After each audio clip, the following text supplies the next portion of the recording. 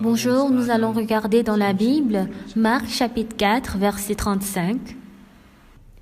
Ce même jour, sur le soir, Jésus leur dit, « Passons à l'autre bord. » Après avoir envoyé la foule, ils l'emmenèrent dans la barque où il se trouvait. Il y avait aussi d'autres barques avec lui.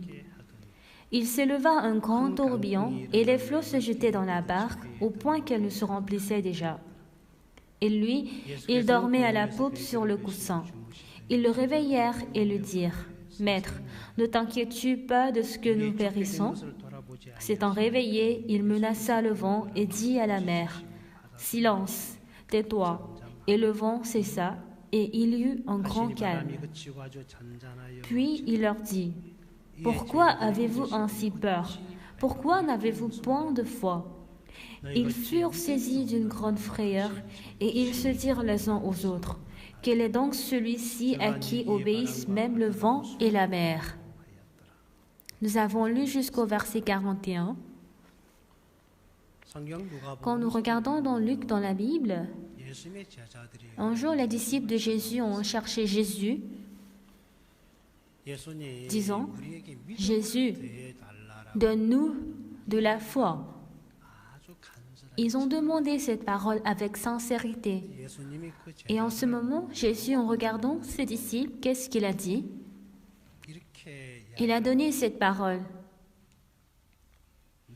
Vous aviez de la foi comme un grain de sénévé, vous diriez à ce sycomore, déracine-toi et plante-toi dans la mer. Sur ce point, nous sommes vraiment stricts et nous déplaçons très esthétiquement.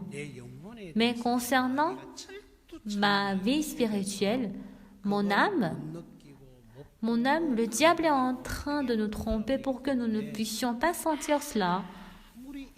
Et même si nous écoutons la parole, nous nous disions que cela n'a aucun rapport avec moi. Alors beaucoup de gens rejettent cette parole disant que moi j'ai reçu le salut, alors ça me va. Alors devant votre problème, vous cherchez qui? Les voyants, les femmes ou les femmes possédées d'un démon? La plupart des personnes, vous êtes tous assis ici, mais lorsqu'il y a un grand problème qui surgit en vous, qui est-ce que vous cherchez? Vous allez chercher les femmes possédées d'un démon, vous allez parler de votre vie. Vous ne cherchez pas Dieu. Vous avez reçu le salut que vous êtes assis ici, vous pourrez écouter la parole, mais est-ce que vous croyez à la parole que je donne? Comment Jésus-Christ peut calmer les tourbillons et les flots? Cela est impossible. Vous ne croyez pas à cette parole.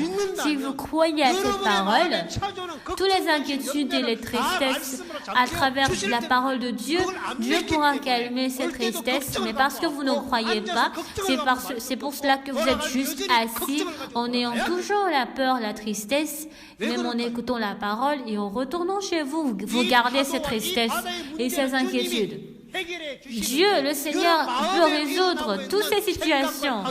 Mais parce que vous avez gardé les tourbillons, les flots et beaucoup de situations dans votre cœur, pourquoi vous n'essayez pas de les résoudre avec la parole dans votre cœur qui est en train de dominer votre cœur? Dans votre foyer, dans votre société, dans votre vie. À quel point la parole de la Bible est en train d'influencer, à quel point cette parole est en train de vous guider, vous conduire et combattre pour vous. S'il y a une seule parole qui entre en vous, est-ce que cette parole est en train de persécuter dans votre cœur? C'est juste une parole que le chien qui passe est en train de gronder. Est-ce que vous avez essayé de changer votre cœur à travers la parole que je vous donne?